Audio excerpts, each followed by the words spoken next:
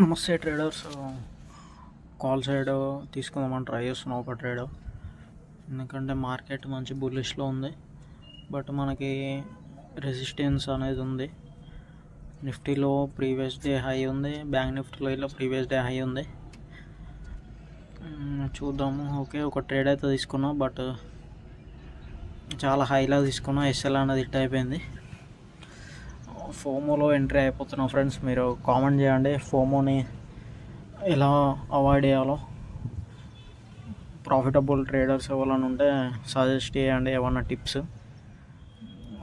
Okay, second trade మళ్ళీ తీసుకుందామని try చేస్తున్నాం. కొద్దిసేపు అయితే వెయిట్ చేస్తాం. ఈ క్యాండిల్ గ్రీన్ క్లోజ్ అయితే తీసుకుందామని చూస్తున్నాం.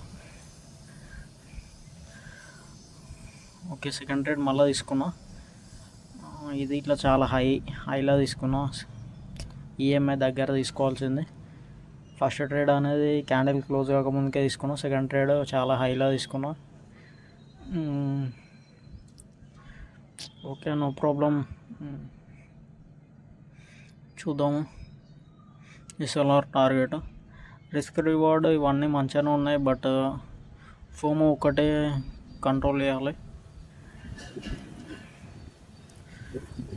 ఎంట్రీస్ సెటప్ కోసం వెయిట్ చేసి తీసుకోవాలి. ఇప్పటి నుంచి అయితే అది చాలా మాస్టర్ చేయాలి. ఇప్పటి నుంచి ఫోమో ఎంట్రీస్ అవుతున్నాయి చాలా డేస్ నుంచి. ఓకే ఫ్రెండ్స్, ఈరోజు టోటల్ లాస్ వచ్చేసి 1176.